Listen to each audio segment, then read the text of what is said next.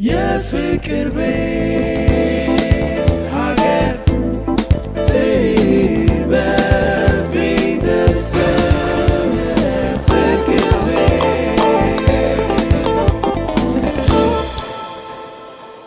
በናስ የተላበጠች አይደለችም ወርቅ ነች።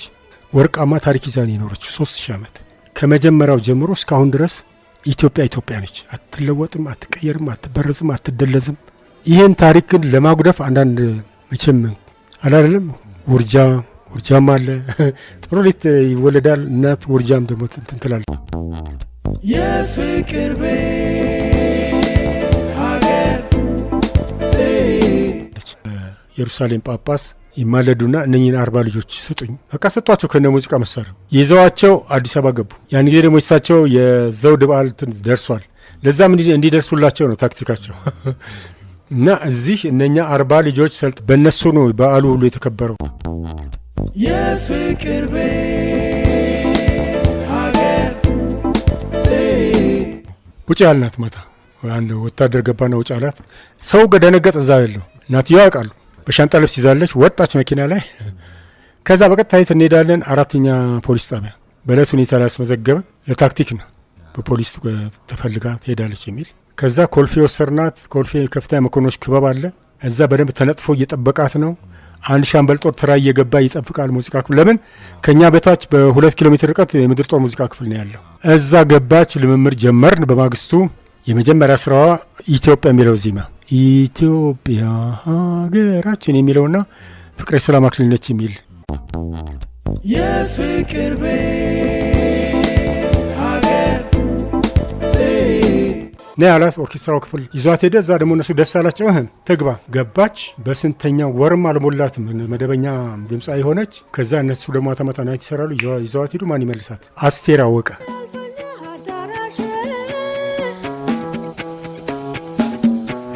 ዛሬ ትልቅ እንግዳ ይዤ መጥቻለሁ። የዛሬ እንግዳዬ የክብር ዶክተር አርቲስት ተስፋዬ አበበ ናቸው።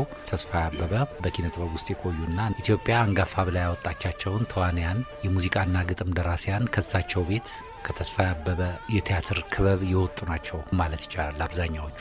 ስለዚህ ዛሬ እንግዳዬ ስለሆኑ በአድማጮች ስም አመሰግኖታለሁ። እኔም ምስጋናችሁን በአክብሮት ተቀብያለሁ። በልጅነቶ ተመችቶት እንዳደጉ ይናገራል። ከምሁራን ቤተሰብ ነው የተገኙት። ኑሮትም የተሻለ ነበር። ሞጃ ነበሩ እንዴ? ያለው ሁሉ ሞጃ አይደለም። ሞጃ የተለየ በአማራ ክልል ውስጥ የተለየ ቤተሰብ ነው። እኔ ሞጃ አይደለም፣ ግን ቤተሰቦቼ እናቴም አባቴም የተማሩ ናቸው። ፈረንሳይ ተማሪዎች ስለነበሩ ምሁራን ቀለበት ውስጥ ነው የነበርኩት ያደግኩት። ማለት የተወለድኩትም ያደግኩትም በእነሱ ታነጽ ነው። የእርሱ አስተዳደግ ምን ይመስል ነበር? በዛን ጊዜ ባህላዊውን ደንብ ተከትሎ ነበር ወይ ያደጉት? ቁጣ ቶሎ ነበር ወይ? ያን ጊዜ ወደ 5 ዓመት እስኪሆነኝ ድረስ ቤት ውስጥ ግዕዝ በእናቴ ተምሬያለሁ። ግዕዝ በደንብ ተምሬያለሁ። ይሄ ዝማሬ ሳይሆን ዳዊትን በደንብ ደግሜያለሁ ማለት ነው። ከዛ ቀጥሎ የገባሁት ሊሴ ገብረ ማርያም ትምህርት ቤት፣ ሊሴ ፍራንኮ ኢትዮጵያ ይባል ነበር። አሁን ጥቁር አንበሳ የሆነው ትምህርት ቤት ያን ጊዜ ሊሴ ገብረ ማርያም ትምህርት ቤት ነው። የፈረንሳይ ትምህርት ቤት ነው። አሁን የፈረንሳዩ ትምህርት ቤት ህንጻ ሰርቶ ከሱ በላይ ወዳለው ሄዷል። የአሁን ሌላ ትምህርት ቤት ነው ጥቁር አንበሳ ተብሎ። እዛ ገባው። እዛ ስገባ እንደ አጋጣሚ እንግዲህ እንጀራይን ወደዛ ሲያደርገው ነው መሰለኝ።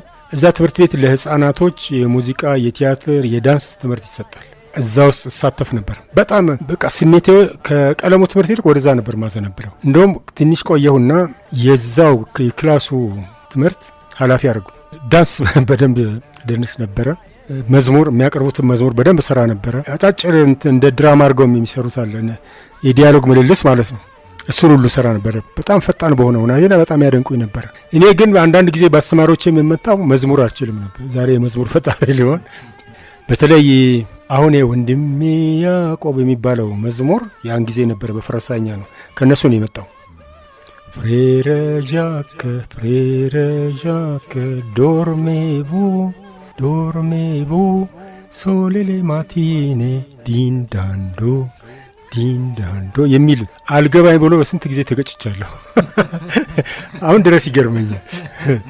ከዛ ቀጥሎ ደግሞ ከክላሱ እንግዲህ ትምህርቴ እድሜም እያደገ ሲሄድ ወደ 11ኛ ክፍል እንዳለሁ አንድ ቀን ከጓደኛ ጋር ወደ ትምህርት ቤት ስንሄድ፣ ሰፈሬ ያኔ ቀለመወርቅ ትምህርት ቤት በላይ ነው ጉለሌ ስንሄድ፣ የድሮ ማዘጋጃ ቤት የእሳት አደጋ ግቢ ጎን ያለ የድሮ ማዘጋጃ ቲያትር ቤት ይባል ነበረ። አፍርሰውታል። አታፍርሱ እያል የጮን አፈረሱት። ለታሪክ መኖር ነበረበት። እዛ ነው ያሉት። አሁን የቀዳማዊ ኃይለ ሥላሴ ቲያትርም ሙዚቃም የሚሰሩ በሙሉ እዛ ነበር። በመቼ መሰለ በ47 ዓመተ ምህረት ውጪ አንድ ጽሑፍ አየን። ከ10ኛ ክፍል በላይ የሆኑትን በቲያትር ሙያ ፈትነን ወደ ኦስትሪያ ልከን እናሰለጥናለን የሚል ይሄ በጣም ደስ አለኝ፣ ወረረኝ ሰውነት እና ሁለታችንም በፈተናው ቀን ተገኘንና ተመዝግበን ፈተናውን ወሰን። ትራጀዲ ኮሜዲ ነው ፈተናው። ብታምንም ባታምንም 31 ነው እንደዚህ ነን። ያን ጊዜ 31 ተፈታኝ ብዙ ነው። በአሁን ጊዜ 300 በለው። አንደኛ ነው የወጣሁት እና ፍራንስ ዘልቤከር ይባላሉ መምህሩ፣ ከውጭ ነው የመጡ ለአፄ ኃይለ ሥላሴ ዘውድ በዓል ዝግጅት እና ያን ጊዜ እንዳጋጣሚ የቀዳማዊ ኃይለ ሥላሴ ቲያትር እየተሰራ ነበር። ሌት ተቀን ነበር የሚሰራው ለዘውድ በዓል እንዲደርስ። በፊትም ግንቡን ጣሊያን ጀምሮት ነው ሄደው። በዛ ላይ ነው እንግዲህ ተጨማሪ እንትን የተባለው እና ገባን። ስንገባ እኔና ጓደኛዬ ጌታቸው መስፍን ይባላል። እሱም የትልቅ ሀብታም ልጅ ነው። ቤተሰብ አይፈቅድም። ጠዋት ዩኒፎርም ለብሼ ነው የምወጣው። የሊሴ ገብረ ማርያም ዩኒፎርም፣ ቁምጣ ሱሪ ነጭ፣ ሸሚዝ ነጭ፣ ጃኬቱ ነጭ በነጭ ያን እየለበስኩ ነው ከቤት የምወጣው። በቀጥታ የሚሄደው እኔ ማዘጋጃ ቲያትር ቤት ነው። ገና ያኔ ያልተጀመረ የማየኛው እዛ ግቡ አልተባልንም። ግን እዛው እያለን ከውጭ ሀገር የቲያትር ትርኢት አልባሳት ይመጣል። ከታሽግበት እያወጣን ደግሞ ምንደረድር እኛ ነን፣ እየታዘዝን ወጣቶች ነን። ደስ ይለናል። በቃ የአልባሳት በፊልም ላይ እናየው ነበር ያን ጊዜ እነ ሮቢን ሁድ ፊልም፣ እነ ጆኔ፣ እነ በርትራን ካስተር የነኚህ ፊልሞች አሉ። እዛ ላይ እናየው ነበር። ከዛ ደግሞ ወደ ቲያትር ቤቱ እየተሸከማችሁ ውሰዱት ተብለን ከማዘጋጃ ቤት በቸርቸር ጎዳና እስከ ቀዳማዊ ኃይለ ሥላሴ ቲያትር ቤት ያሆኑ ብሔራዊ ቲያትር ያ ውስጥ ያለን እና እዚሁ እያለን ፍራንስ ዘልቤከር ትምህርት ይሰጡን ነበር በሐምሌና ነሐሴ ወር ላይ ማለት ነው። እሷን ትምህርት ተካን። ከዛ ወደ ቀዳማዊ ኃይለ ሥላሴ ቲያትር ገባን። ባጭሩ እዛ ዳዊትና ኦሪዮን የሚለውን ቲያትር የመጀመሪያ የመክፈቻ ቲያትር ላይ ይሄ ለዚሁ ላይ በቃ ሊሴ ገብረ ማርያም ትምህርት ቤት ቲያትሩ ላይ እኔ የተሰጠኝ ካስት የሴናተር ሆኜ እንዲጫወት ነው። ረዥም ነኝ፣ ቁመት አለኝ። የሜካፕ ዲዛይነር ሁሉ ከውጭ ሀገር ነው የመጣችው፣ ሴት ነች። አልባሳት ኮስቲም ዲዛይነርም ከውጭ ነው የመጣው። በጣም እኮ የሚገርም ነው ስራው። ያን ጊዜ ቲያትር አብዮት በጣም የተቀጣጠለበት ጊዜ ነው ማለት ይችላለሁ። ፈረንጁ በጣም ለዚህ ነገር የመጠቀ ብቃት ስለነበረው በቲያትርም በሙዚቃም ትልቅ ስራ ነው የሰራው። ቲያትሩን ሰራ ነው። ህዳር 3 ቀን ነው ቀዳማዊ ኃይለ ሥላሴ ቲያትር የተመረቀው። ለአፄ ኃይለ ሥላሴ የዘውድ በዓል ተብሎ ለ25ኛው የዘውድ በዓል ተብሎ ነው 1948 ህዳር 3 ቀን ይመስለኛል። እዛ ላይ የተጠሩ የክብር እንግዶች አሉ። የኔ አባት የከፍተኛ ፍርድ ቤት ዳኛ ነበሩ። አቶ አበበ ዳምጤ ይባላሉ። ከተጠሩት አንዱ እሳቸው ናቸው። ያን ጊዜ ባለስልጣን ሲጠራ ይሄ ሞርኒንግ ኮት አሁን ቻርሊ ቻፕሊን የሚለብሰው የለም ከኋላ ባለላት እሱ ነበር ያን ጊዜ ባለስልጣኖች የሚለብሱት። እሱን እየለበሱ ነው እና ለክፋቱ የኔ አባት በፊት ለፊት ወንበር ላይ ነው የተቀመጡት። መጥተው እግዚአብሔር ያሳየ። ሴናተሮቹ ደግሞ የሚቀመጡት ኦዲየንስ ስቴጁ ላይ ፊት ለፊት ነው። ንግግሩ ምኑ እንግዲህ ይመላልሳል እና በዛ አባት ናቸውና ድምፄን ያውቁታል በደንብ እየተጠራጠሩ ነው። አሁን ትርኢቱ አለቀ። ውጭ በር ላይ ጃርሆይ ካለቀ በኋላ አስጠሩን። ከፊት ለፊት በር ማለት ነው። ከሎጅ ነው የሳቸው መቀመጫ አይተኸው እንደሆነ ብሔራዊ ቲያትር ፎቁ ላይ በዛ ውጭ ሆነው አስጠሩን። ሄድን። ከነ ሜካፓቸው ይምጡ ነው የተባለው። ሄድን፣ አዩን እና አንቺ ፓውደርሽ በስቷል፣ አስተያየት አንተ ጺመ ተንጋዷል አለ አይደለም። እውነት አዎ ጃንሆይ ያን ጊዜ አልጋ ወራሽ ሆነው ሄደ ብዙ ነገር አይተዋል ውጭ። ይህን አስተያየት ሰጡና ነገ ቤተ መንግስት እንድትመጡ ተብለን ግብዣ ነው። እሳቸው ሄዱ። በዛ ዕለት በዚሁ አለቀ ትርኢቱ። ማታ እቤት ገባሁ። እቤት ሲሄድ ያን ትምህርት ቤት እንትኔ ለብሼ ነው የሄድኩት ዩኒፎርሜ። ስገባ ና ከተባልኩ ሳሎን ተጠራሁ። ቀዳማዊ ኃይለ ሥላሴ ቲያትር ዛሬ ቲያትር ገብቼ አየሁ። ምን ቲያትር ነው አልኩኝ። ድራማ ስጫወት። ለምን ይዘውኛል ሄዱ ምናምን አለ አይደለም አምታታሁ። እዛ ላይ ቲያትሩን የሚሰሩት ወጣቶች ላይ አንተን የሚመስል ሰው አይቻለሁ። ደግሞም አንተ ነህ። ምንም ምርጫ የለኝም። አይ ከትምህርት ቤት ተጋብዘን ቲያትር እንድንሰራ ተብለን ሄደናል እና በ2 ቀን ልምምድ ነው የሰራሁት ምናምን። ተጠራጠሩ። ዝም አሉ ያለት። በማግስቱ ጠዋት ሊሴ ገብረ ማርያም ትምህርት ቤት አብረን ነው የምንሄደው አሉ። የት ልግባ እና አብረን ሄድን። ገባን። እዛ ዳይሬክተሩ ጋር ይመጣል፣ ይማራል፣ ይከታተላል የሚል ነገር መጣ። የኔ ፋይል ይምጣ ተባለ። መጣ። አይ ከቀረ ወደ ደግነቱ ክረምት ውስጥ ትምህርት የለም እስከ ግንቦት እስከ ሰኔ ድረስ 2 ወር ከዛ አለ። ኮዲ መስከረምና ጥቅምት እነኝን አሉ። ይህን ያህል ጊዜ አልመጣም። እሺ ምንም መልስ አልሰጡም። እሺ ሄድን ቤት። ስራ ሌሉም ያለጠ ተናደው ይህን ያው ቀጭን ትእዛዝ ቀረበ። ቀርዛ አስፈላጊው እርምጃ ተወሰደ። በቀበቶ ላጥላጥ ሁለተኛ እንዳትሄድ እሺ አልሄድም አልኩ። እኔ በማግስቱ ዩኒፎርሜን ለብሼ እዛው ነኝ። ከዛ ቢሉ አቃታቸው፣ ተውት።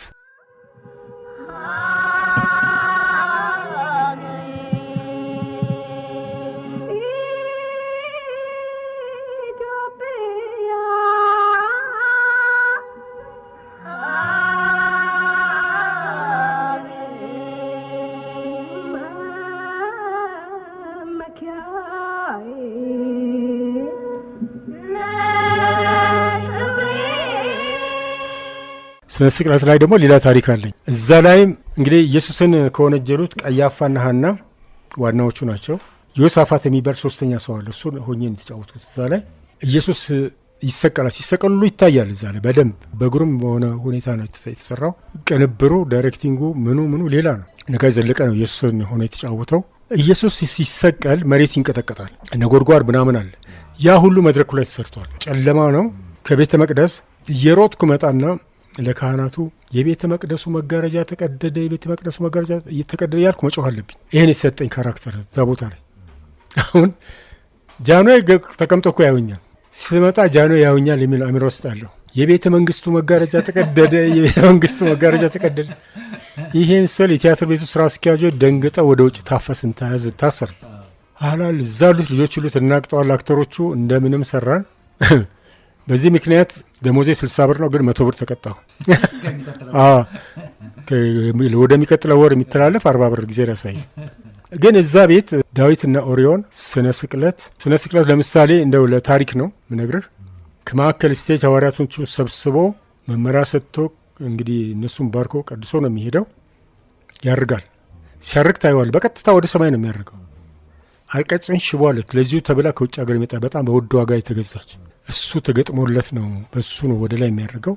ኦዲየንሱ ተነስቶ ነው የሚደፋው ደንግጦ። እስከዚህ ድረስ የመተማመን እንትን ነበር ከህዝቡ ጋር። አሁን አታገኝም እንደዚህ አይነት ዝግጅት። በዛ ቴክኖሎጂ ባልበለጸገበት ዘመን ነው እንግዲህ ጊዜ ያሳዩ እንዲህ አይነት ስራ። ቀጥሎ አኒባል ላይ እንደዚሁ እዛም ላይ ሴናተር ሆኖ የሰጠኝ ሴናተር ሆኜ የሰራው።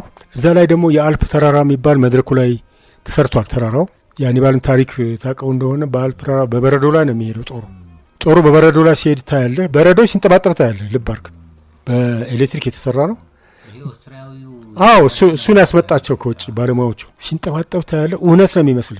ፈረሱ ላይ ጦር አዛዡ አኒባል እና ማሃርባል የሚባሉ ሁለቱ በፈረስ ሆኖ ነው። ፈረስ ገብቶ መድረኩ ላይ ፈረሱ የጃዶ የሚሄዱበት የሚታጀቡበት የአውስትራሊያ ፈረስ ቡትስ ጫማ አለው። በዛ ነው ፈረሱ እንዳይደነግጥ ማለት ነው። ኮቴው ሳንቃውንትን ሲል እና እንደዛ ተደርጎ ነው የተሰራው እና በጣም ግሩም ድንቅ ነው የምትለው። እዛ ቤት የሰራሁት የመጨረሻውና አራተኛው ቲያትሬ የብላታ ግርማቸው ተክለሐዋርያት ቴዎድሮስ ኢትዮጵያ የሚለው ቲያትር እሱ ነበር። እሱ ላይም ያንድ ከበረሃ የመጣው ቴዎድሮስን ለማገዝ ጦሬን ይዤ ራሴን ሽፍታ ነው ጦሩን ይዘው ነው የሚገባው። ያን ነው የተጫወትኩት። አንተ ማነህ ባቋቋመ ሁሉ ጎበዝ ትመስላለህ ይለኛል። ደንደሳም ነበርኩ ያኔ።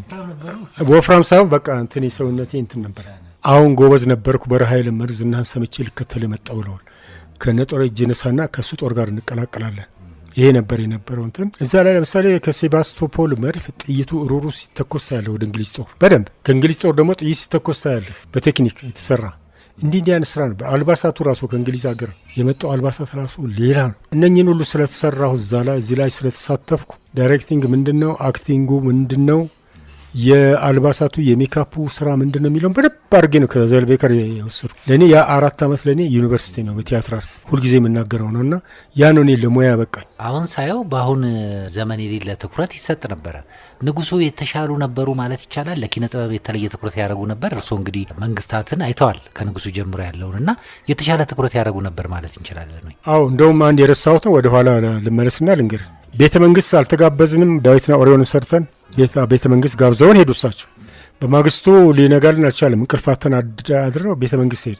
መኮንን አዳራሽ የሚባለው ውስጥ እዛ ውስጥ እሳቸው ዙፋናቸው ላይ ቁጭ ብለው እኛ ግራና ቀኝ ተቀምጠን ምግብ ቀረበልን፣ በላን። ምግቡ እየተበላ የታሸገ ፖስታ ደረሰን። አንዳንድ ፖስታ ያ ምግብ እንዴት ይበላ ቶሎ እሱን ውጭ ወተን ከፍተን ልጅነትም ስላለ ያን ፖስታ ይዘን ወጣን። በልተን ጨርሰን ማለት ነው። እና ወደ ፖስታው በኋላ እመጣልሃለሁ። አፄ ኃይለ ሥላሴ በጣም አድርገው የኪነ ጥበብ ስራ ይወዱ ያከብሩ ነበር። ለምሳሌ እንደነ ተስፋዬ ገሰሰ አይነቶቹን ውጭ ልከው ያስተማሩ እሳቸው ናቸው። ውጭ ሄደ ቲያትር ተምረና ጸጋዬ ገብረመድህንም እንደዚሁ እና ብዙዎችን ከዛ ደግሞ ቀጥሎ አዲስ አበባ ዩኒቨርሲቲ ይሄ ክሬቲቭ አርት ሴንተር ሲቋቋም ያበረታቱ ነበር። ይሄ ሁሉ ነገር አለ። ጃንሆይ በዚህ በኩል በጣም እንትን አላቸው። ደራሲ መንግስቱ ለማንም የመሸለሙ ጸጋዬ ገብረመድህንም የመሸለም ይሄ ሁሉ ነገር በምንድነው ለጥበብ በጣም ስጦር። ከዚህ በላይ የሚደንቅ ነገር ልንገርህ። ባልጋራሽነታቸው ሮም ሄደው አውሮፓን ጎብኝተው ሲመጡ እስራኤል ሀገር ይደርሳሉ። እስራኤላን ጊዜ ሁለተኛው ዓለም ጦርነት ዳፋ አርመናውያን በስደት እዛ ይቀመጡ ነበርና ለነሱ የሙዚቃ ትምህርት ቤት ተከፍቶላቸው ይማሩ ነበር እና 40 አርመናውያን ማርሽ ባንድ ተምረው ሰልጥነው መጨረሻ ላይ ሲለማመዱ ጃንሆይ ይደርሳሉ። አሁን ለነበሩት ለኢየሩሳሌም ጳጳስ ይማለዱና እነኝን 40 ልጆች ስጡኝ፣ በቃ ሰጧቸው። ከነ ሙዚቃ መሳሪያ ይዘዋቸው አዲስ አበባ ገቡ። ያን ጊዜ ደግሞ እሳቸው የዘውድ በዓል ደርሷል። ለዛም እንዲደርሱላቸው ነው ታክቲካቸው። እና እዚህ እነኛ 40 ልጆች በእነሱ ነው በዓሉ ሁሉ የተከበረው።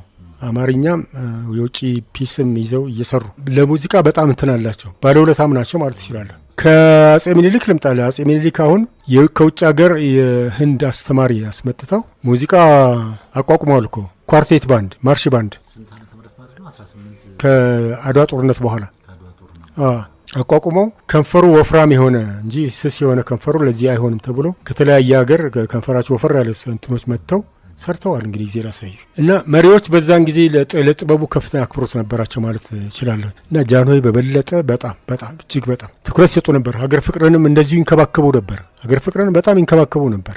እየሄዱ ሁሉ ስራቸውን ያዩ ነበር። በነ ዩኤል ዮሐንስ ዘመን በዚህ በኩል ባለውለታ ናቸው። የፖስታውን እሺ ንገሩኝ እስቲ። ከዛ ምን ሆነ? ተከፈተ፣ በልተን ጨርስን ከግቢ ወጣን እና በዚህ በአፍንጮ በር የምንሄድበት እኮ አውቶቡስ ሁሉ ተዘጋጅቶልናል። እኔና ጓደኛ ወጣን፣ ለብቻ ወጣና ሾልከን ወጣን፣ ውጭ ወጣንና በእግራችን ሄድን። ፖስታውን ከፈት ነው። ስንከፍተው 50 ሳንቲም የሚያህል ወርቅ፣ ንጹህ ወርቅ ልክ በ50 ሳንቲም እንትን የተሰራ እና የ50 ብር ኖት 50 ብር ኖት ያን ጊዜ አሁን 500 ብር በለው ከዛም በላይ እሱ ነው የተሰጠን። አሁን ምን አሰብን እንግዲህ ሁልጊዜ ደጃችሁ ሰፈር ሄደን እንደንሰል ኮከብ ነን በዳንስ እዛ ጠብቁናል። ቅዳሜና እሑድ እኔና ጌታው መስፍን ጓደኛዬና አንድ ለገሰ ኃይሌ ይባላል። ሶስታችን በጣም ለገሰ ኃይሌ እንኳን ሌላ ስራ ነው የሚሰራው።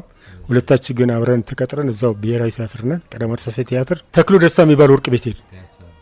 ፒያሳ ሄድንና ሸጥ ነው ባልሆነ ዋጋ። እነሱም ልጆች ስለጓጉ አራዳ ነበሩ ያኔ ማለት ነው።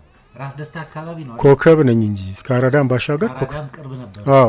እሺ ኮከብ ነኝ ማለት ይችላል። እሱን ሸጥንና ማታ አይደንሱ ዳንስ ደነስንበት። የሚገርም እኮ እኛ ከውስኪን ቢራም አንጠጣም፣ ለስላሳ ነው የምንጠጣው። ሌሎች ጓደኞቻችን እንጋብዛለን፣ ምን እንላለን። በሶስተኛው ቀን ያ ገንዘብ የለም፣ አለቀ። ከእኛ ጋር የነበሩት ግን ሌሎቹ አክተሮች የወርቁን እንደ ወርቅ መስቀል አሰርተው አንገታቸው ላይ እያደረጉ አየን። እኛ በሸቅና ከየት እናምጣ? እንደዚህ ያደርገን ተዝናንተንበታል ማለት እችላለሁ። ትዝታ በፖስታ ልኬልሃለሁ፣ መልሱን በቶሎ እጠብቃለሁ፣ መልሱን በቶሎ እጠብቃለሁ። ሳማክረኝ ሳላስበው ፍቅሬን እኮ የምወደው ስቅቀት ሆኖ ይርበኛል፣ በእንባ ሽፋን ውስጥ ይታየኛል። ሳማክረኝ ሳላስበው ፍቅሬን እኮ የምወደው ስቅቀት ሆኖ ይርበኛል፣ በእንባ ሽፋን ውስጥ ይታየኛል። ፋዘር ከዛ መጣጥፎችን፣ ግጥሞችን፣ ሌሎችንም ጽሁፎች ለኢትዮጵያ ሬዲዮ ይልኩ እንደነበረ ሰማው። ትክክል ነው? አዎ፣ በዛን ጊዜ እዛው እያለው ጽፍ ነበር። እንደውም አንድ ጊዜ ነጻውን አቤቱታችንን አንባቢ ፍረደው ብዬ ቲያትር ቤቱ የሚከፍለን ደሞዝ ጥሩ አይደለም ብዬ ሁሉ ጽፌ ያለሁ። ፕሮፌሰር ዘሪሁን አስፋ ጽፎታል፣ በእኔ ዲያሪ ላይ ጽፎታል። እና ያን በመጻፌ ሁሉ በከንቲባው ስር ነበር ያን ጊዜ ብሔራዊ ቲያትር ቀዳማዊ ተሳሳይ ቲያትር ማለት እችላለሁ ከሶኝ ነበርም። ከዛ ወጣው። ከመውጣቴ በፊት ግን አሁን እንዳልከው ጋዜጣ ላይ አርቲክልም ብዙ ነገር ጽፍ ነበር፣ ግጥም ሁሉ ጽፍ ነበር። አሁን ወታደርና ጊዜው ጋዜጣ አንድ ጋዜጣ እንፈልጋለን የሚል በአዲስ ዘመን ጋዜጣ ላይ ያየሁኝ። ሮጬ ሄድኩ። የት ነው? 6 ኪሎ ዩኒቨርሲቲው ፊት ለፊት ያለው ክብር ዘበኛ ጠቅላይ መምሪያ አሁን አለ ህንጻው። አሁንም የሌላ መምሪያ ነው። ህዝብ ግንኙነት ኃላፊውን ሻምበል አስራት ደፈረስን አገኘው፣ አነጋገርኩት። እስቲ የአንድ ነገር ስራልኝ አለኝና የተወሰነ ጊዜ ሰጠኝ። አርቲክል ጻፍ አለኝ፣ ጻፍኩ። ግጥም አለኝ፣ ጻፍኩ። አየው፣ በጣም ደስ አለው። በቃ እንግዲህ ለአዛዡ ነግሬ ትቀጠራለህ አለኝ። ለመንግስቱ ንዋይ ነገረ። ባጭሩ ተቀጠርኩ። ሲቀጠር ቀዳማዊ ኃይለ ሥላሴ ቲያትር ደሞዜ 60 ብር ነው። እዛ 100 ብር ተቀጠርኩ። ለ6 ወር ሰራው። 6 ወርም ስሰራ የሚገርመው የጀነራል መንግስቱ ንዋይ ለጉብኝት ሲወጡ ልዩ ጋዜጠኛ ሆኜ ሰራሁ። ባለኝ ፕሮቶኮል ባለባበሴ በምናምን እንትን ብሎ ነው። የመንግስቱ ንዋይን የዕለት ተዕለት ውሎ ሁሉ እየተከታተሉ ይዘግቡ ነበር የሚባል ነገር ሰማሁ። መንግስቱ ንዋይ ሰብእና እርስዎ የሚያውቁትን እስቲ ንገሩን። እንደሚያውቁት ያው በ53ቱ መፈንቅለ መንግስት ጊዜ ከተገደሉ ሰዎች አንደኛው ናቸው። ጀነራል መንግስቱ ንዋይ በኩል ያው ሻምበል አስራት ደፈረስ እሱ ነው መመሪያ የሚሰጠኝ። ጉብኝት ሲሄዱ ሄዳለሁ አብሬ። በሄድኩ ቁጥር ግን 20 ብር አለኝ። ይሄ እንደ ውሎ አበላ አይነት ነገር አለ። 20 ብር ያን ጊዜ አስበው 1 ብር ክትፎ የሚበላበት ዘመን፣ ያው ጥሩ ምርጥ ክትፎ እንደው ዛሬ በወጡ ነገ በወጡ እያልኩኝ ጸልይ ነበረ። በዚህ መልኩ ነው የሳቸውን እንትን ጉብኝትን ነው እኔ ዘገብኩት። ግን ያው አብሬ በመቆየቴ መስብናቸውን፣ በስለታቸውን፣ ወታደራዊ ብቃታቸውን በደንብ አድርጌ አንብቤያለሁ። እውነት ለመናገር ከሆነና እንኳን እሳቸው ወታደሮቻቸው እንኳን በቃ በሳቸው የተቀረጹ ናቸው ማለት ትችላለህ። አንድ ወታደር የተጨማደደ ሱሪ አይለብስም፣ ያን ጊዜ ያልተተኮሰ ሱሪ አይለብስም። ይሄ ሁሉ እንትን አለ እሳቸው ዘንድ። ሚሊተሪ ፖሊሶቻቸው አሳልፉ። አንድ ወታደር ሲራመድ ጭንቅላቱ ላይ ያለው የክብር ዘበኛ ባርኔጣ መንቀጥቀጥ አለበት። የዚህ ሁሉ ታክቲክ አለው። አንድ የሚያደርጉት ነገር አለ። ኮቴው መሰማት አለበት። ሲሄድ ፈዞ መሄድ የለበትም። ጫማው ላይ ፌሮ አለው። ያ መጣሁ ነው የሚልህ ከሩቅ 10 ሆኖ ሲሄዱ እኮ ራሱ ሙዚቃ ነው፣ ኮንሰርት የሚሰራ ነው ይመስልህ። እና የሚጠጣ የሚያጨስ ምናምን የለም። በጣም ዲሲፕሊንድ ነው። እና ጀነራል መንግስቱ ደግሞ በዚህ በኩል በጣም ፈጣን ናቸው። የሀገር ፍቅር ስሜት ያላቸው ናቸው። ሲናገሩ ራሱ አንዳንድ ቦታ ላይ ገለጻ ሲያደርጉ እኔ በምከታተልበት ጊዜ አገራዊ ስሜት፣ አገር ፍቅር ስሜት፣ ወታደራዊ ስሜት ያለባቸው መሆኑን ነው የምትረዳው። ይህን ተረድቻለሁ በደንብ። እና ልዩ ሰው ነበሩ፣ ህዝባዊ ሰው ነበሩ ማለት ይችላል።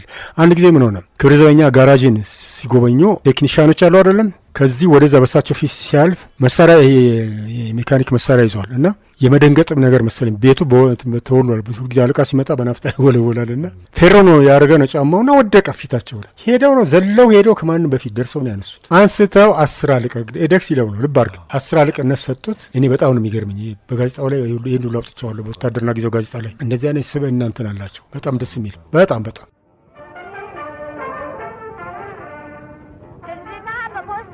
ልኬልሃለሁ መልሱም በቶሎ እጠብቃለሁ፣ መልሱም በቶሎ እጠብቃለሁ። ካማከረ ካላሰበው ፍቅሬን እኮ የምወደው ስቅቀት ሆኖ ይርበኛል፣ በእንባ ሽፋን ውስጥ ይታየኛል። ሳማክረኝ ሳላስበው ፍቅሬን እኮ የምወደው ስቅቀት ሆኖ ይርበኛል፣ በእንባ ሽፋን ውስጥ ይታየኛል። ፖሊስ ሰራዊት ሙዚቃ ክፍሉ ብቻ ነበር ያን ያለው። ሙዚቃ ክፍሉ ማስታወቂያ ወጣ፣ ደራሲና አዘጋጅ እንፈልጋለን የሚል። ይህን ደግሞ እዛ ያሉ መኮንኖች የኔ ጓደኞች ሲሆኑ ነገሩኝ። እኔው ፈረደ የሚባል ጓደኛ ነበረኝ። በኋላ ጄኔራል ሆኗል። አሁንም ውጭ ነው ያለው። አሁን ያኔ 100 አለቃ ነበር። እሱን እንደውም ይዞኝ ሄደ። ከሙዚቃ ክፍሉ አዛዦች ጋር አገናኘኝ። ሙዚቃና ቲያትር ትችላለህ? አዎ። በነገራችን ላይ በቀዳማዊ ኃይለ ሥላሴ ቲያትር እያለሁ ቀን ሰው ለምሳ ሲወጣ እኔ አልወጣም ነበር። መድረኩ ላይ ትልቅ ግራንድ ፒያኖ አለ። ፒያኖ ጫወት ነበር። በልጅነቴን ኮረኩር ስለነበረ እዛ ትምህርት ቤት እና እዛ እያለሁ በ4 ዓመቱ ትልቅ ፒያኒስት ነው ሆንኩት። የልምድ ፒያኒስት ማለት ነው። እና ይሄ የሙዚቃ ክፍሉ አዛዥ ሲጠይቀኝ ዜማት ማውጣት ትችላለህ? አዎ። ግጥም ትችላለህ? አዎ። እና አንዳንድ ነገሮች ለፈተና ሰጡኝ። እንትን አልኩ። እኛ አይደለንም የምንቀጥረው አዛዡ ናቸው የሚቀጥሩ ጄኔራል ጽጌ ዲቡ እና እሳቸው ጋር እንሄዳለን። ሄድን። ይሄ 52 ለ53 መጨረሻ አካባቢ እና እሳቸው ጋር ገባን። መጀመሪያ ስንገባ እንዳደነግጥ ጺማቸውን እንትን እያሉ በየቁጣ ነው የሚያናግሩት። እኔ ደግሞ ለእኔ ጉዳይ አይደለም። እሳቸውን ደግሞ ጄኔራል መንግስቱ ጋር ሲመጡ አያቸዋለሁ፣ አውቃቸዋለሁ። ጓደኛሞች ናቸው በጣም አብረው የሞቱትም ለዚህ ነው። ልክ እንደ ገባን መኮንኖቹ ሰላምታ ሰጥተው ሲቆሙ ሻለቃ ሻምበል ወርቅነህ ነው ያን ጊዜ ሻምበል ወርቅነህና 100 አለቃ ተገኝ ደምሴ ይባላሉ። እነሱ ሰላምታ ሰጥተው ሲቆሙ እኔ እጅ ነሳሁ። አንተ ነህ አሉ። አስቀድሞ እንደተነገራቸው ገባኝና አዎ እኔ ነኝ። ስማ ቀጭን ትእዛዝ ብዙነሽ በቀለን ጥላሁን ገሰሰን የሚበልጡ ድምፃውያን ይዘህ ስትመጣ ይሄ እኔ ሙዚቃ ክፍል የለውምና 150 ብር ደሞዝ ከፍልሃለሁ በአስቸኳይ። ቀጭን ትእዛዝ ጨርሻለሁ፣ ውጣ ጊዜ ያሳይ። አልተቀመጥንም እኮ እንደ ቆምን በር ላይ ወጣን፣ ሄደን እዛው ሙዚቃ ክፍላችን ገባንና አወራን፣ ተነጋገር። በአፈና የመያዙ ምናምን ይሄ እርምጃ የመውሰድ ያን ጊዜ ያለው ፈጥኖ ደራሽ ደግሞ በጣም አደገኛ ነው። በጣም የሚፈራ ኃይል ነው ያን ጊዜ ፈጥኖ ደራሽ። አሁን ፈጥኖ ደራሽ ይዘን አሳ ጀመርን ማታ በየናይት ክለብ። በመጀመሪያ ተወዛዋዥ የለም ኦርኬስትራ የፖሊስ ሰራዊት ሙዚቃ ክፍል ኦርኬስትራና አንድ ድምፃዊ የሚባል መስፍን ኃይሌ በኋላ ሻምበል የሆነ እሱ ብቻ ነው ያለው። ሲቀጥሩት ሌላ እንዳያመልጥብኝ ብለው 100 አለቃ ማዕረግ ሰጥተው ነው የቀጠሩት። ሳይማር 100 አለቃ ሆኖ የተቀጠረ በፖሊስ ታሪክ ውስጥ እሱ ነው። ግን ደስ የሚል ነገር ነበር በጣም ለማሳደግ ጥበቡን። ይሄ ፉክክሩ በራሱ አሁን አይታይም። እግዜር ያሳይህ። ወደ ኋላ እንትን ብዬ ልንገርህ፣ እሳቸው ጃንሆይ ጋራ ሲምፎኒ ኦርኬስትራ ይሄ ሃሌሉያ የሚል እንግሊዝ ውስጥ ቤቶቨን መሰለኝ መዝሙር አለ። 150 ሙዚቀኞችና ኮረስ የሚሰሩ ሃሌሉያ የሚለውን መዝሙር ሲምፎኒውን ያዩታል። ከጃንሆይ ጋር ሆነው ቤተ መንግስት ተጠርተው ማታ ነው ያውና አቋርጠው በቀጥታ ኮልፌ ፈጥኖ ደራሽ ግቢ ይሄዳሉ። እዛ ነበር የሚኖሩ ካምፕ አዛዦቹ። አሁን ቅድም የጠራሁልህ ሻምበል ወርቅነህና 100 አለቃ ተገኝ ደምሴ ጠርተው ቫይለን የሚያስተምር ፈረንጅ በአስቸኳይ ገባችሁበት ገብታችሁ ፈልጋችሁ አምጡ፣ ሲምፎኒ ኦርኬስትራ የሚያስተምር ምን ያህል እንትን እንዳላቸው አስመጥተው ባጭሩ 72 ሙዚቀኞች ያሉበት የፖሊስ ሰራዊት ሲምፎኒ ኦርኬስትራ በአፍሪካም በኢትዮጵያም የመጀመሪያ የተባለ ፖሊስ ሰራዊት ሙዚቃ ክፍል ነው የተቋቋመው እና የሞዛርት የቤቶቨን የሃይደንን ስራዎች አቀላጥፎ የሚሰሩ ፕሮፌሰር ኮስት የሚባሉ ኮንዳክተርና መምህር የተቀጠረላቸው፣ ፌሬቲ የሚባል ፒያኒስት አስተማሪ፣ ሜሎቪች የሚባል ቼሎ አስተማሪ ተቀጥሮላቸው በደንብ የሚሰሩ ሲምፎኒ ኦርኬስትራዎች ሁሉ አቋቁመዋል። ለሙዚቃው ባለውለታ ናቸው። ሙዚቀኞች ፍለጋ ላይ እና ሙዚቃ ፍለጋ ሄደን በነገራችን ላይ ተወዛዋዦች አገኘን ጥሩ ተወዛዋዦች አገኘን። 4 ሴት ወንዶች አሉ። እዛ የጽህፈት ኮርስ ተማሪዎች የነበሩ በጣም ድናሾች አሉ። ሙዚቃ ክፍሉ ደግሞ ሽፈራው ከበደ የሚባል በኋላ ኮሎኔል ሆኖ በህይወት የለም እሱ አለ። በእነሱ እነኛ አገኘን። ትፈልጋላችሁ እኮ እያልን የምናወጣቸው ኮልፌ ወስደን በቃ ከድንጋጤ እንዲፈወሱ አድርገን እዛው መንጀሳና ምግብ እየተዘጋጀላቸው ከዛ ቆሻሻ ስራ ወጣቸውን የፖሊስ ሰራዊት ተወዛዋዥ ናቸው እየተባሉ ጥሩ ደሞዝ እየተከፈላቸው ባጭሩ ፖሊስ ሆስፒታል እየተከከሙ እነሱ ጎበዝ ተወዛዋዥ ሆኑ። ወንዶች እዛው አሉ። በእነሱ ጥሩ ስራ ተሰራው። ዘዋዜ የተባለው ነገር መጣ። ቀጭን ትእዛዝ የተሰጠበት ጥላሁን ገሰሰን የሚወዳደር ብዙዎች በቀለ የምትወዳደር እነሱ ፈልጋ ደግሞ ዳሰሳ ሄድን። አሁን ከዳርሳው በፊት ጦር ሙዚቃ ክፍል አለች አንድ ድምፃዊ የሀር ሸረሪት የምትጫወት ሂሩት በቀለ የምትባል እሷን ግዴታ እናመጣለን የሚል መፈክር አነሳን ሁላችንም። አሁን እኮ ዘመን መለዋጫ ባህል ደርሶ እዛ ለመጀመሪያ ጊዜ ፖሊስ ሊሳተፍ ነው። ክብር ዘበኛና ምድር ጦርም አልገቡም። አብረን ነው የምንገባው። ሲቪሎቹ ነበሩ የሚገቡት። እንዴት እናድርግ እሷን እናምጣ የሚለው ነገር መጣ። ያለችበት እንዳሰሳ አደረገን። አነጋገርናት። አይ እኔ ምድር ጦር ሙዚቃ ክፍል ነው ያለሁት እና አይለቁኝም። አሁን ደግሞ ለእንቁጣጣሽ በዓል ስራ እያሰሩኝ ነው። ወታደር ክፍል ነው አይቻልም አለች። አይ እንዲህ ደሞዟ ትንሽ ነበረ። ደሞዝ ጥሩ ደሞዝ ይከፈልሻል፣ ሕክምና በነፃ ነው፣ ሰርቪስ አለ ምን አለ አይደለም። እውነት ነው ደግሞ እውነተኛውን ነገር ነገርኳት፣ አሳመንኳት። በዛው ዕለት ማታ የፓትሮል መኪና ለማታ የሚዞር ኡዚ ጠመንጃ ይዞ የሚዞሩት የእስራኤል ኡዚ ጠመንጃ እኔና ተገኝ ደምሴን ሻለቃ ወርቅነህ ሆነን ሄድን። ማታ እሷ ለእናቷ ነግራለች። አስተዋዋቂና የሙዚቃ ክፍሉ አዛዥ ውጭ ያልናት ማታ አንድ ወታደር ገባና ውጭ አላት። ሰው ገደነገጥ። እዛ ያለው እናትየዋ ያውቃሉ።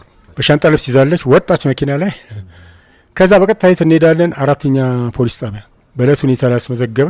ለታክቲክ ነው በፖሊስ ተፈልጋ ትሄዳለች የሚል። ከዛ ኮልፌ ወሰርናት። ኮልፌ ከፍተኛ መኮንኖች ክበብ አለ።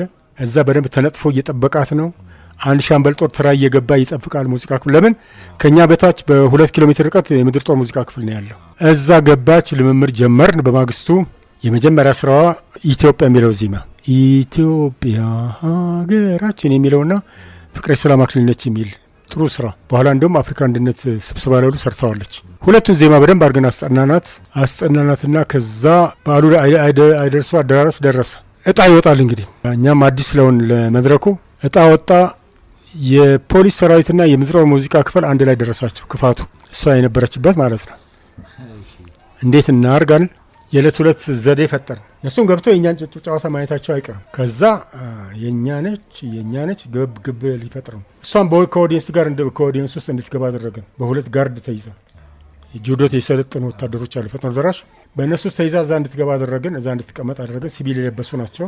ከመድረክ ከኦዲየንስ ወደ መድረክ የሚገባ በር አለ። በዛ ገብታ እንድትሰራ አደረገን። ተከናንባ እንድትገባ አደረገን። ለምን ግራና ቀኝ እንደዚህ ተሸፋፍና ካገኟት እነሱ በጉልበት ሊወስዷትም ይችላሉ። አይችሉም። የእኛም ጦር አለ፣ የእኛም ኮማንዶች አሉ፣ ይጠበቃሉ። ውዝግብ ውስጥ ስላለመግባት ነው። ገባ በቀጥታ ገብታ ወደ ስቴጅ ነው። ሻለቃ ወርቅነህ ነበሩ አስተዋዋቂው።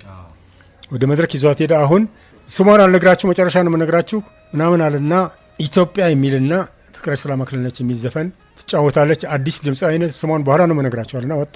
አሁን ስትዘፈን ሂሮት ነች። አዩት ምድር ጦር ሙዚቃ ክፍል ወዲያው በሬዲዮ መገናኘት ብለው የእኛን ከውጭ የቆመ የፖሊስ ሰርቪስ ሚሊተሪ ፖሊሶች መጥተው ከበቡ። ስትወጣ ለመያዝ እኮ ነው፣ ውጭ ነው ግብ።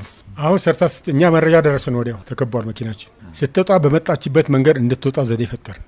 ልክ ስጨርስ ማብራት ጠፋ። ሁለቱን ዘፈን አንድ ጊዜ ነው ያሰራነው። አውቀን ማብራት አስጠፋን። እዛ በዘዴ በመጣችበት መንገድ በኦዲየንስ ውስጥ እንድትወጣ አደረግን። በዛ ወደ ኮልፌ ፎቶግራፍ ግቢ እንድትሄድ ሁለት ዘፈን ይበቃቸዋል። እና እንዲህ አድርገን ሰራን። ያለታ ውጭ እነሱ ቢጠብቁ ሂሩት አትመጣም። ሂሩት ሄዳለች። ሌላው ኦርኬስትራ ገብቶ ሄደ። የእኔ ስራዎች ናቸው። እንዲህ አድርገን እሷንም የእኛ ክፍል ኮከብ ማለት ይችላል። እዛ ቤት በሁለት እግሩ ያስቆመች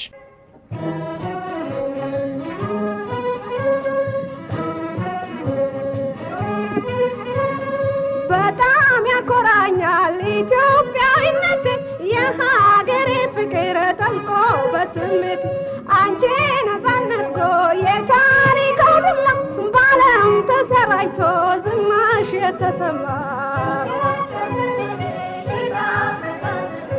ኢትዮጵያ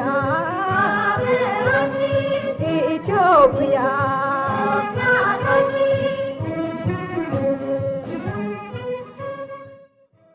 ከዛ ቀጥሎ ያመጣ ነው ሙሉቀን መለሰን።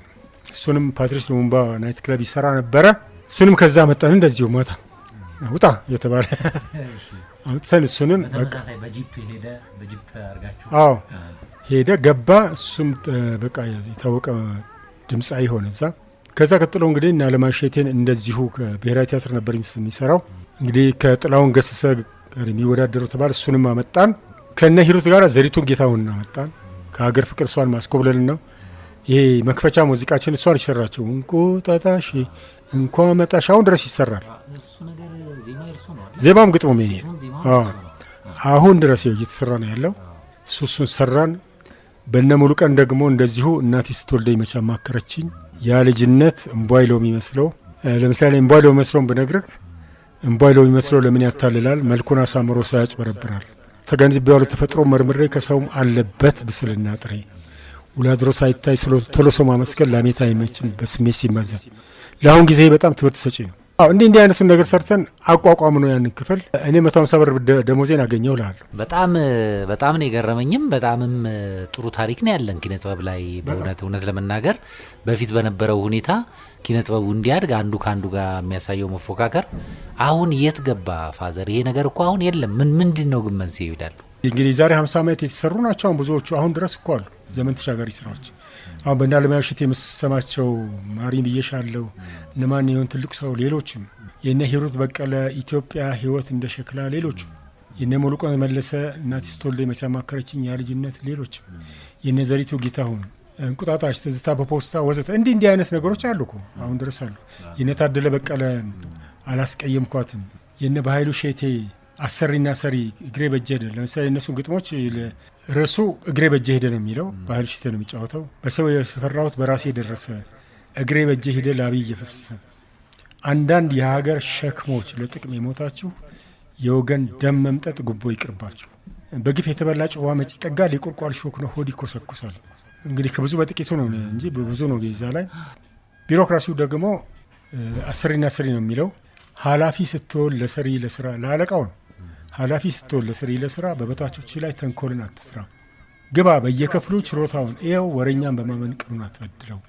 አትቀበል ወሬ በሰረኞች ላንቃ ሰብቅ እያከማቸው ይሸጣሉ እንደቃ። እንደዚህ ነው የሚል መልእክት ያላቸው። እና ግን እየተሰሩ እየተከለከሉ እድፋቸው ስለሆነ ይከለክሉታል። ምን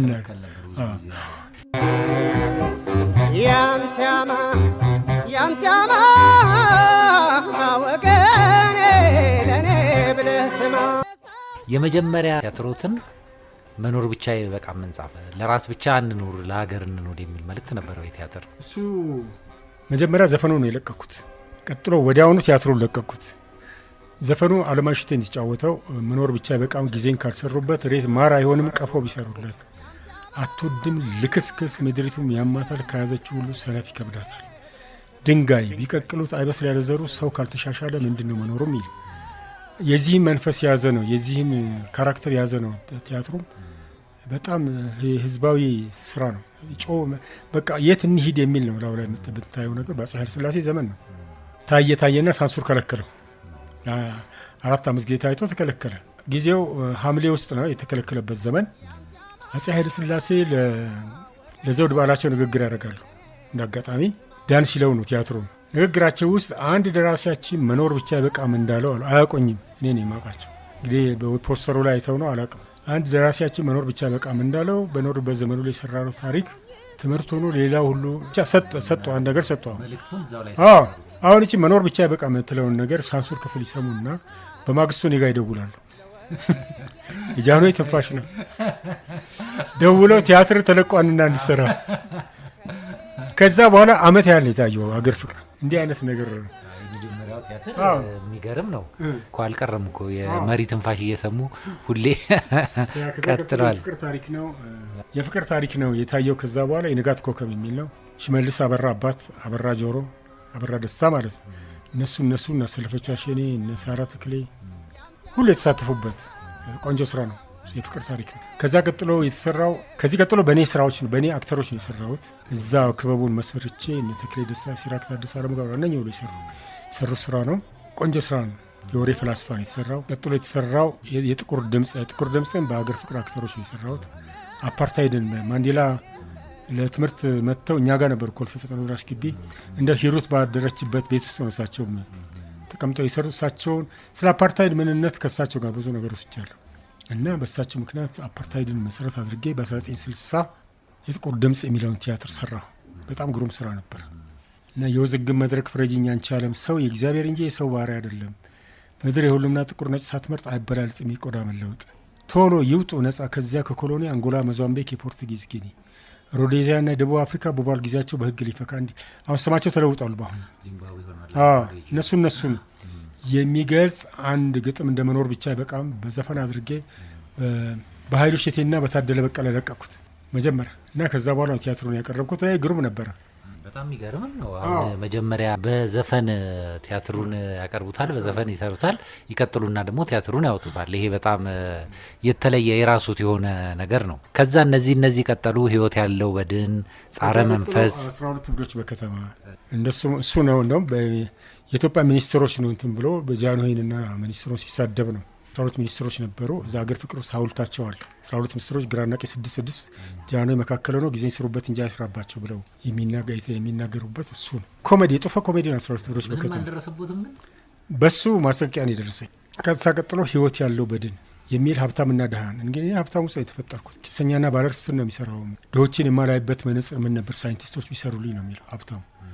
አልሻም ማየት አስቀያሚ ትርኢት እድፋሞ ጦማዳሪዎች ራሳቸውን የበደሉ የራሳቸው ጠላቶች ከዛሬ ጀምሮ የሚሄድባቸው ጎዳናዎች ለድሆች ዝግ ይሆኑ እያለ ነው የሚናገረው።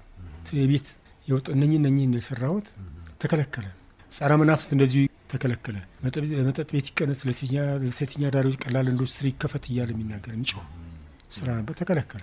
የወሬ ፍላስፋ በወጋየሁ ንጋቱን የቀረበው በጣም ግሩም ነበረ። ቢሮክራሲን እንትን የሚል ነው፣ እሱም ተከለከለ። ከዛ ቀጥሎ ባሻ ዳምጤን የ1965 ለ66 የወሎ ረሃብ እየነገሰ የመጣበት ሳንሱር ፈቀደው።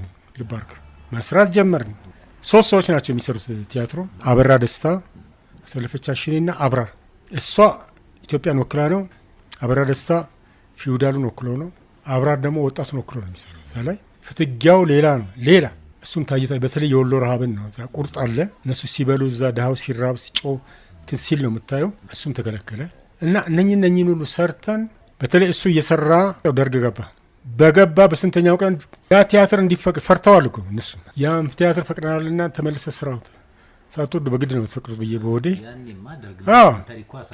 ለደርግ ደግሞ ይሄ በጣም ትልቅ ቅስቀሳ ነበረ። ሰራ ነው ከግማሽ ዓመት በላይ ነው የሰራ ነው። ግሩም ሆኖ ተሰራ። ቀጥሎ የደርግ እንትን እየተፋፋመ ሲሄድ ምንድነው ኢህአፓ ምናምን የጎላ ሲሄድ ደግሞ ቀዩ ማጭድ የሚለውን ቲያትር ሰራ። ኮረስ ሙዚቃዊ ድራማ ነው። ደራሲው ሳህሉ አሰፋ ነው። አዘጋጅ እኔ ነኝ። ባሻ ዳምጤ በነገራችን ላይ አዘጋጀው ረዳት ፕሮፌሰር ተስፋዬ ገሰሰ ነው። እዚህ ቀዩ ማጭድ ላይ ደግሞ ኢህአፓ መፈክር ነው ተብዬ ተከሰስኩኝ። አቶ ተስፋዬና ቀዩ ማጭዳችን በአዲስ ዘመን ጋዜጣ ላይ አቶ ተስፋዬ የኢህአፓ ቋሚ ተጠሪ ወዘተ እንደዚህ በአዲስ ዘመን ጋዜጣ ላይ ማን እንደሆነ ይታወቃል። በበር ስማቸው ነው የሚጻፉት። እኔ ደግሞ መልስ እኔና ቀዩ ማጭድ ማኔስ ማን ፈርቼ እያልኩ ነበር ምጽፈው። እዛው ላይ በጣም ቆንጆ ቴብል ቴኒስ ነበር። እዛው ዲያሎጉን ስታየው እዛ ላይ ደፋሩ ደራሲ በወቅቱ ምንም የማይፈራው ደፋሩ ደራሲ ይባሉ ነበር። ያውቃሉ። ይሄን ተጨባጭ የሆነ ነገር ነው ሰራ የነበረው። እግዚአብሔር ይመስገን። አንድ ቀን እያሳየ እሁድ ወር ነበር የሚታየው። እየሰራን እያለን ጦር ሰራዊት መጣና ከበበው። አገር ፍቅርን አዳራሹ ከበበው። ግርማይ መኮንን ታውቀው ነው ታሪኩን። በጣም ጎበዝ አክተር ነበር። እሱ ነበር መሪ ተዋናይ። ወዛደሩ ነው የሚሰራው። መድረኩ ላይ ጠመንጃ ደግኖ ይሰራል፣ ይዞ ይሰራል። ወዛደሩ ነው የሚጫወተው። እሱን ደግሞ ይዞ ይገባና እንደገና ሱፍ ልብስ ለብሶ የቀበሌ ሊቀመንበር ሆኖ ነው የሚሰራው። ሀቀኛ ሊቀመንበር ደግሞ ሆኖ ነው የሚሰራው። ሌላ ጭበርባሪ ደግሞ የእንትን ቀበሌ ሊቀመንበር አለ። እዛ ላይ ልጆችን እየመለመለ ወደ ጦር ግንባር ለእሳት የሚመግድ ወደ ቦሌ የሚልክ ድፍረት። ይህን ሁሉ ድፍረት ነበር ስራ። እንግዲህ ቀይ ሽብር የተፋፋመበት ግርማይ መኮንን ገብቶ ሱፍ ልብስ ቀይሮ መምጣት አለበት። የተሰጠው ሰዓት 5 ደቂቃ ነው ያን ለማድረግ። እስከዛ ሌላ ዲያሎግ አለ መድረክ ላይ የሚሰራ። ዘገየ፣ ጠብቀው አይመጣም።